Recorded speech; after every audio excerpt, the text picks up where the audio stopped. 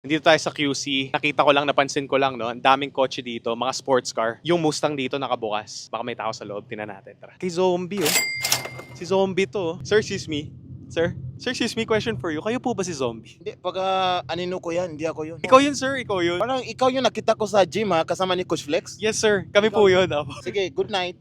Sir, wait lang. Saglit lang, sir. Saglit lang. Okay lang po ba kayo may interview sandali? Kasi nag-interview po kami for the younger generation, mga successful people po. Okay lang po ba makapagbigay ng mga advice lang para sa kanila? Sige, kailan? Dito ba? Dito, sir. Kahit dito lang po tayo sa labas. Sige, labas mo na ako. Okay, sige. Para po sa mga hindi nakakaalam, sir, sino po kasama natin ngayon? Zombie po. Ano po yung totoo natin pangalan? Daniel. Daniel. Bakit po zombie yung naging nickname niyo? Ano pong alam mo sa mga zombie? Kumakain ng utak? Ano pa? Parang walang emosyon? Okay, nice. Pag sabihin mo zombie, meron silang mga advantage at saka disadvantage. Pero pag pumunta ka sa positive side, ang mga zombie, malaki ang focus. Pag ikaw talaga hahabulin nila, kahit anong mangyari, they're gonna go after you. So they have huge focus and they don't give up. Ikaw yung zombie, sinabol natin, success, ganun po ba? I do everything para ma-attract ko yung success, para pupunta sa akin. Hindi ako yung nag-aabol. So yung success yung magiging zombie papunta sa'yo? Exactly yan, papunta yan sa akin. Ano po ba industry natin, Sir Zombie? Content creation at saka entertainment. Ano naman po yung pinakamalaking kinita natin sa isang taon? Sa pesos ba or sa Singapore dollars or sa Chinese yuan or ano? Sa pesos, Sa sir. peso. Sa pesos. Siguro sa isang taon, pinakamalaking kita natin, nasa bandang siguro 4 million to 5 million. 4 million to 5 Yes. pesos. Million pesos, yeah. Ano po ba yung nationality natin, sir? Isang German at saka isang Shepherd. German Shepherd. Yeah. Parang aso po yun, sir. Yeah, raw, raw, raw!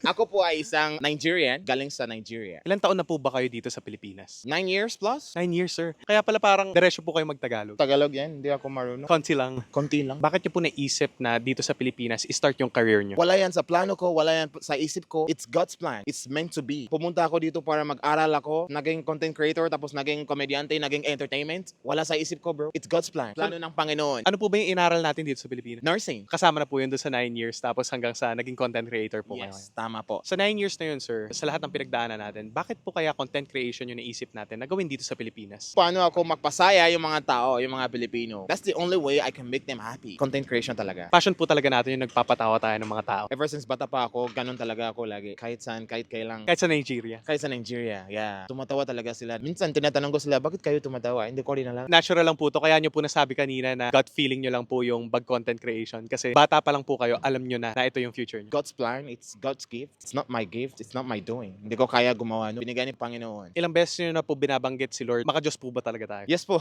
ako po ay isang Christian. Actually, yung tatay ko, ano siya accountant. Pero bukod sa accountant, siya ay isang pastor. So I'm a pastor's child ever since like buhay ko sa Nigeria, simbahan, church. Tingin nyo, sir, nakatulong po ba to sa success nyo? Lalo-lalo na yung mga routines nyo, mga discipline nyo. Ano po ba yung ginagawa nyo araw-araw para mapunta kayo sa success? Una-una, pag gising ako, dasal. Nagdadasal talaga ako, bro. Kasi pag gumising ka, blessing yan. Everything, just gratitude. Pagkatapos ng praying, journal. Sulat ako. Pag sulat ako, yung mga ginawa kong yesterday, mga actions ko, anong gagawin ko ngayon. Pag gising ko, alam ko na. Sa susunod, babasa ako ng libro. Pang self-help, pang mayaman, pang leadership. Basa ako mga 1 oras, 2 hours. Pagkatapos ng basa, ligo, gym agad. So after 11, boom, pwede ako maligo, tapos boom, gawa ng content. Araw-araw po to, sir. Araw-araw, bro. Isinabuhay nyo talaga yung disiplina nyo. Lalong-lalo na kapag ginagawa nyo yung sa tingin yung makakaganda, lalo na sa isipan natin. Focus lang talaga. Parang zombie, katulad yung sinabi nyo kanina. Kailangan talaga yan. Bakit pawis ako?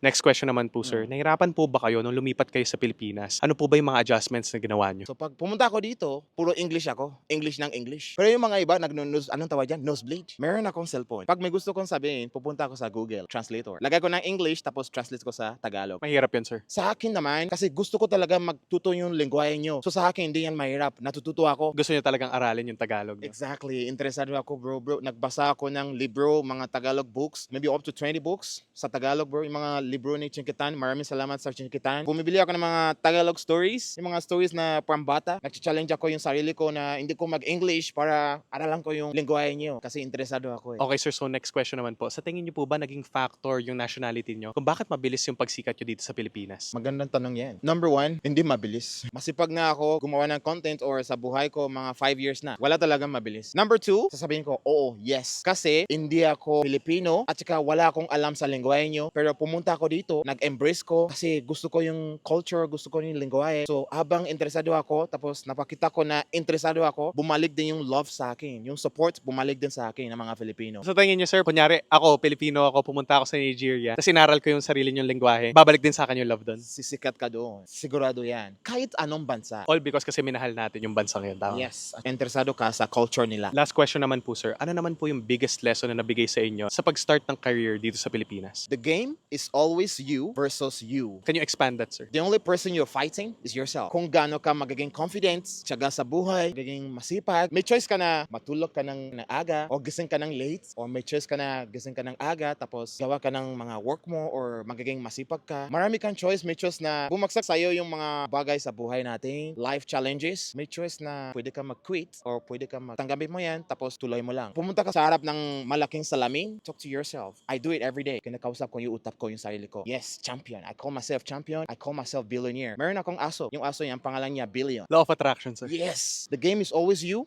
versus you. Tama yun, sir, no? Kasi may mga tao dyan natatakot mag-start ng gusto nilang gawin dahil doon sa sasabihin ng iba. Hindi nila alam, sa atin lang talaga nagsisimula lahat yun. Thank you so much, sir, for your time. Maraming salamat, kuya. Ano bang pangalan mo? IOD, sir. School of Discarte. School of Discarte. So, ang galing mo dumiskarte. Galing mo Hopefully, sir. dumiskarte. Sana po. Sige. Cut. Salamat. Cut. Thank you.